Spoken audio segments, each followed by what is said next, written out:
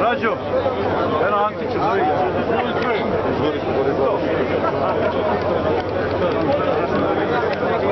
Radiću! Kad ti vidiš gore, diži! Kad budeš vidio rapu gore, onda diži! Čuješ? Ne može. Ovo ide u na ekranu debela.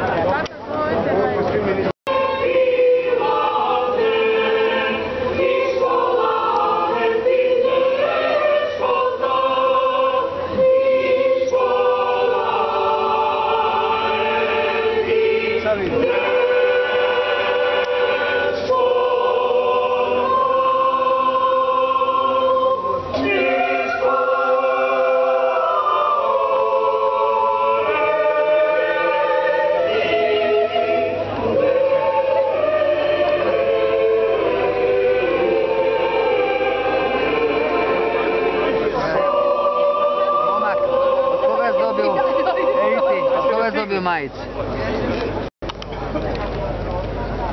Slobodno. Koji je 250.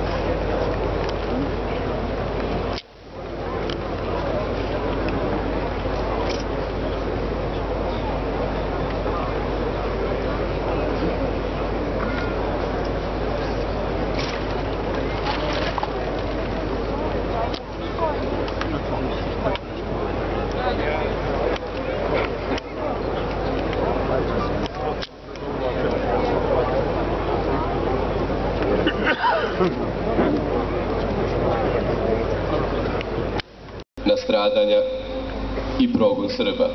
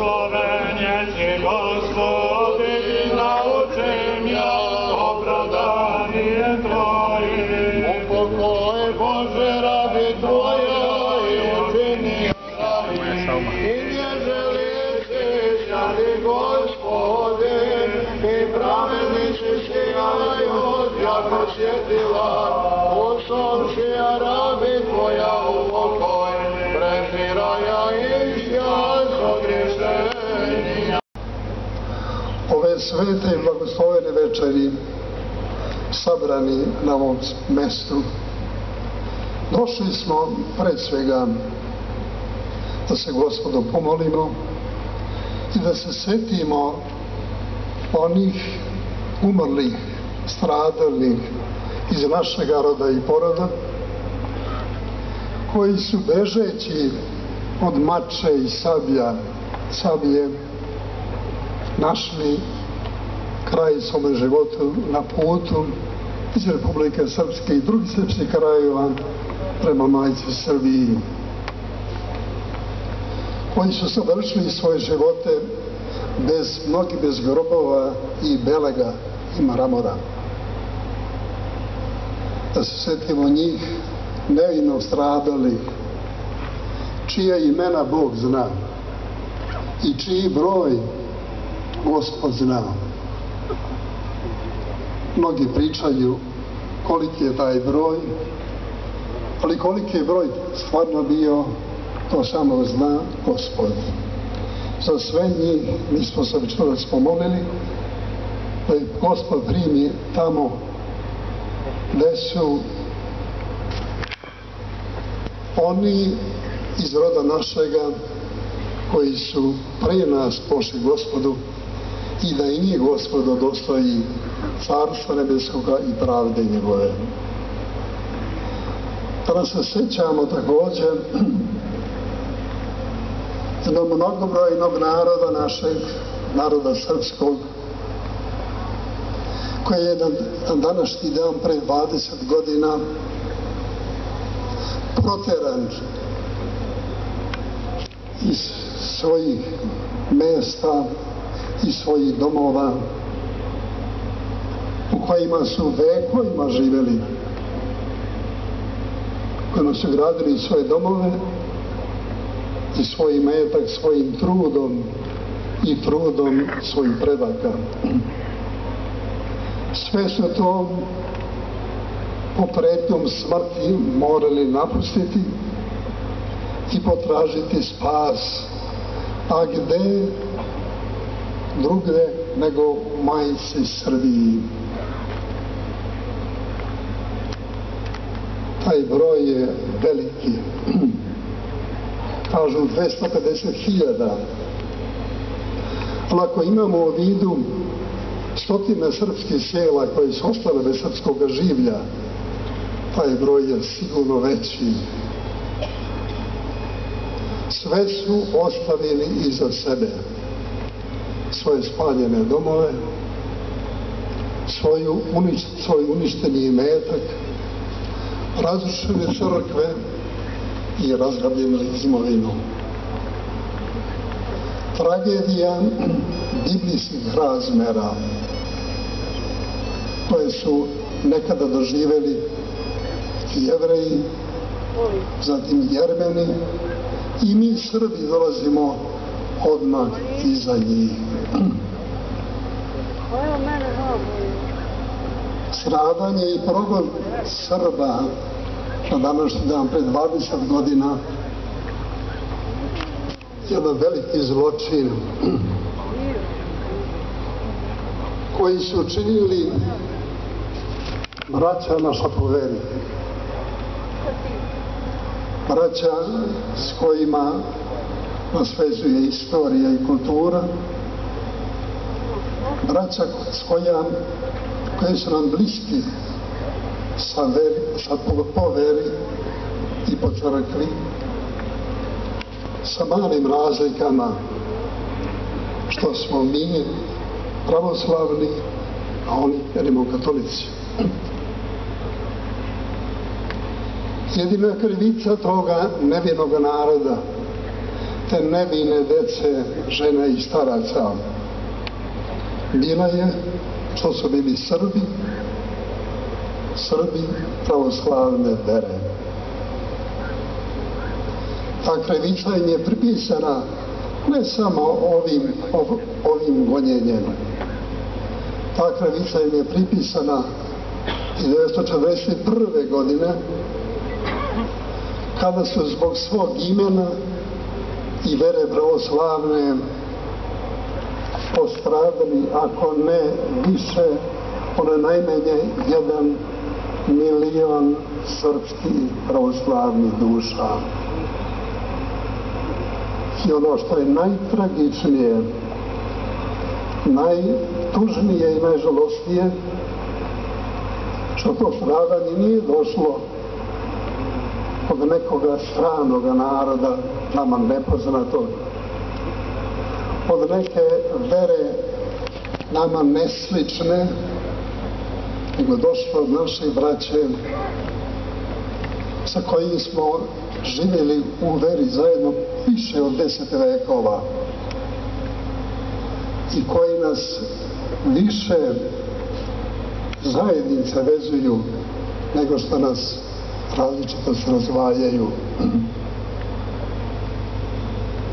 Su veliku tragediju našeg naroda, smemo to da kažemo s ovoga mesta, sasvim opravdano,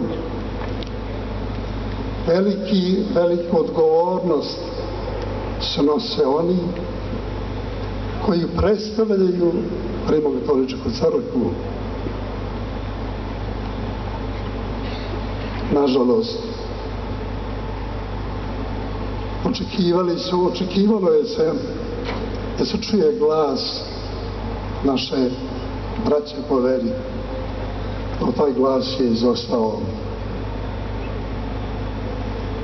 Ta odgovornost stoji na onima koji predstavljaju i vode tu crkvu. Nas raduje jedan predlog koji je nedavno uputio rimski papa Francesco,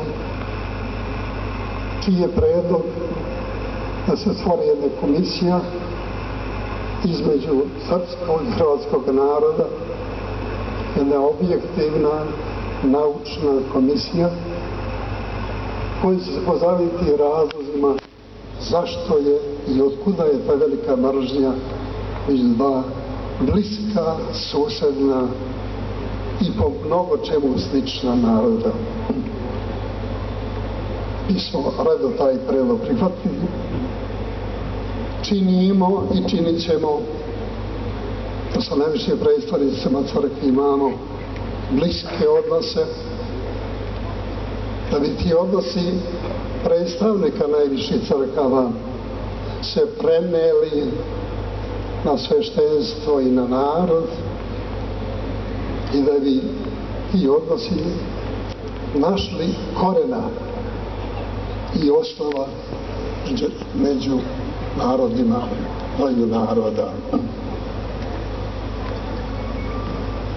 Danas se sjećamo stradalega naroda srpskoga, čija stradanja nisu ni danas prestala. Mnogi od njih tavore svojim životom u oskudici i siromaštvu, lišeni ljudskog dostojanstva. Mnogi bi se vratili, mnogi čeznu da se vrate, poput one dušanke pjevalice, pronašla prešavši upravo vuda ovim mostom pre 2 decenije.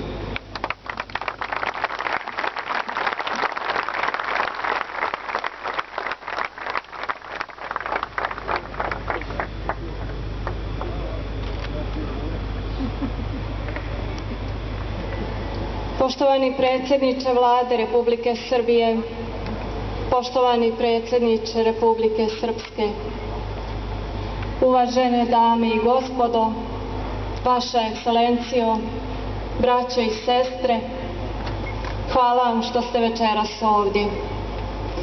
Zahvaljujem se Vladi Republike Srbije i Vladi Republike Srpske što su nam omogućili da dostojanstveno obeležimo ovaj tužni dan.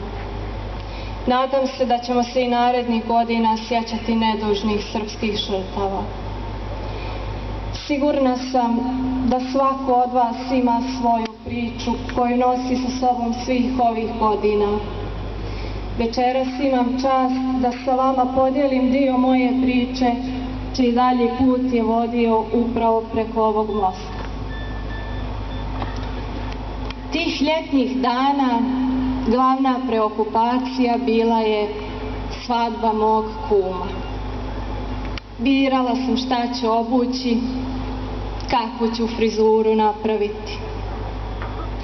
Izabrala sam haljinicu i lakirane cipelice. Jedino, ne znam šta ću ako bude kiše. Ti dani bili su od onih kad je oblačno, miriše na kišu. Kišu smo možda mogli očekivati, ali oluju niko nije mogao ni zamisliti. Jedno jutro, negdje oko 4 sata, probudila nas je pucnjava. Ništa neobično. Nije bio prvi put da mirni dječji san prekinu rafali. Ali tog 4.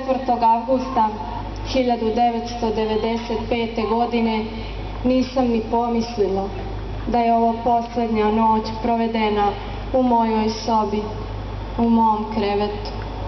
Posljednje svitanje zore u rodnom mjestu.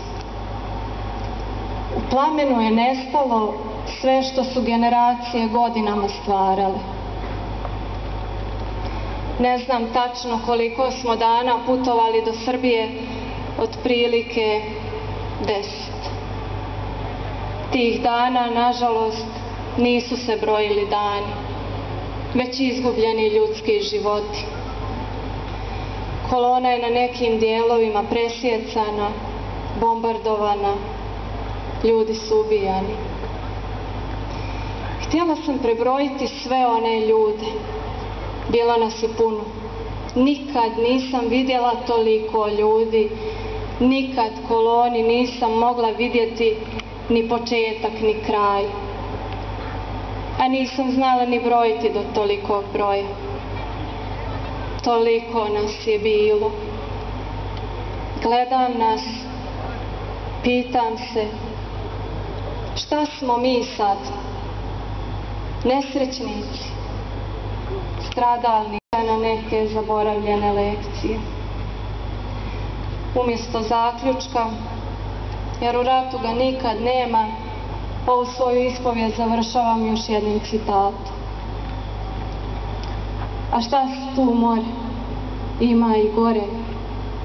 Onaj ostavio mrtvu materu jarku, drugi opet nesaranjenog sina, treći još uvijek ne zna ni gdje mu je ko. Rat je. Rat je veliko zlo. Kad se sjetim krajine i knina,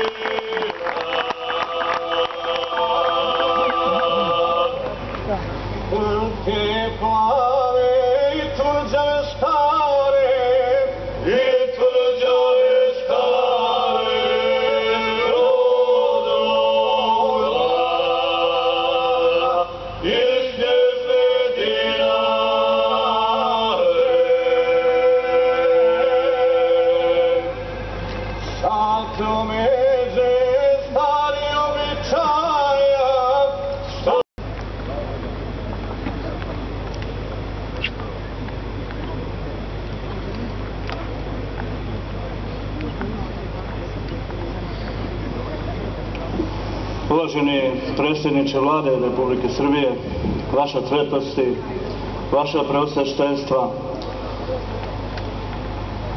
uvaženi ministri Vlada Republike Srbije i Republike Srpske, poštovana predsjednice Narodne skupštine Republike Srbije, ekscelencije, dame i gospodo, braćo i sestre. Zahvaljujući ideji da Vlada Republike Srpske i Vlada Republike Srbije se okupe oko zajedničkog obilježavanja nekoliko važnih za nas u Republici Srpskoj i u Srbiji događaja, i na ideju premijera Vlade Republike Srpske odredili smo ovaj dan kao dan okupljanja i sjećanja na progon Srba, ma gdje se taj progon desio. Posvetili smo to ovom datumu zato što je najupečatljivije upravo stradanje nakon Oluje koji su izvele hrvatske snage zajedno sa snagama i onima koji su je obučavali tada Sjedinjenih Američkih Država i drugih iz Evrope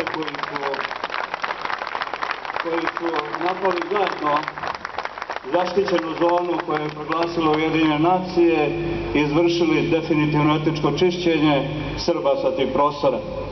To su isti oni, to su potomci onih koji su tu zapadnu civilizaciju branili negde daleko nekoliko stotina godina prije od najezde Osmanske imperije dalje prema zapadu. To su oni čiji su preci došli da brane slobodu zapadnog hrišćanstva, a njihovi potomci prije 20 godina morali su odu odatle združenom akcijom koju su u suštini provele Zapadna vojna alijansa i hrvatske snage. Mnoge nedužne, mnoge koji su tada i ne znajući šta se dešava, kada je počela Oluja, ovaj most bio je znak svega. Bio je znak slobode, bio je znak Srbije, bio je znak mira i spokojstva i sigurnog bijega od sigurne smrti. Republika Srpska tih dana širom puta kojima su se kretali izbjeglice iz Srpske krajine pružala je sve što je mogla da da. Utočište mnogima, ohrabrenje i sve ono što je mogla u takvim uslovima Republika Srpska da učini. Solidarnost tih dana ostaće duboko zapamćena u svijesti mnogih naših ljudi koji danas žive u Republici Srpskoj. U Republici Srpskoj iz krajine ostalo je preko 50.000 ljudi i oni su integrisani u naše društvo i mi vjerujemo da ćemo učiniti i činimo sve da im omogućimo što je mogući veći stepen integracije u naše društvo. Ovaj most je most susretanja, most istine, jer je istina bila da su morali napustiti kuće i krenuti tamo gdje je jedino značila sloboda, a to je Srbija. Srbija u kojoj mnogi do tada nikada nisu bili, ali su znali kad prođu ovaj most da su na sigurnom, da su među svojima, bez obzira što svi oni koji su dolazili bili su oni koji imaju nekoga koga nemaju. Srbija je beskrajno učinila sve da primi i da svima izbjeglim Srbima toga vremena bude utočište. Srbija je utočište bila uvijek za sve Srbe koji su nažalost plaćali visoku cijenu zabludi koja se zvala Jugoslavija. Samo su Srbi vjerovali u Jugoslaviju i samo su Srbi posljednji napustili tu ideju koja im je dala progon i nigdje nije dozvolila da budu prihvaćeni i da ostanu. Od Slovenije preko Hrvatske, preko Bosne i Hercegovine, preko Kosova, Makedonije pa i Crne Gore. Srbi uvijek problem za druge, mada su drugima dali republike koji su kasnije postale države.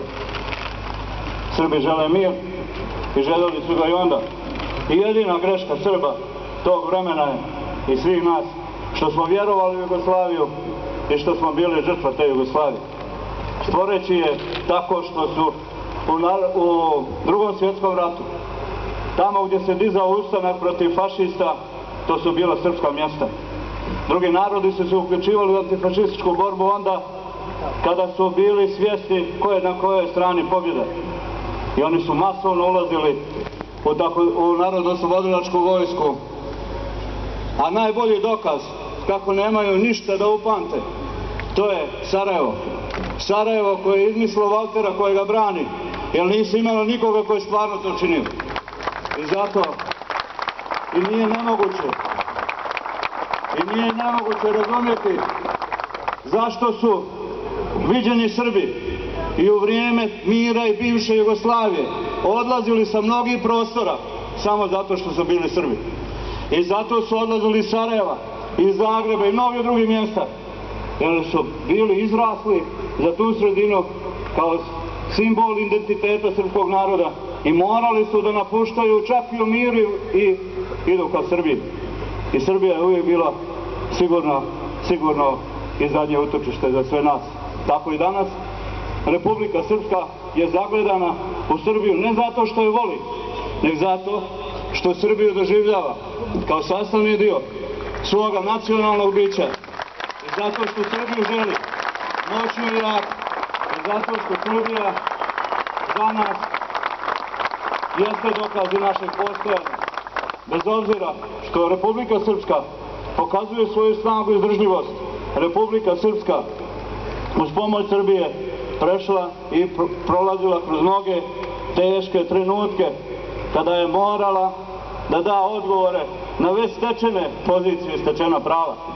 Tako je bilo i sa Dejtonskim sporazumom u kome su uspostavljen novi politički sistem u Bosni i Hercegovini kroz taj sporazum gdje je uspostavljen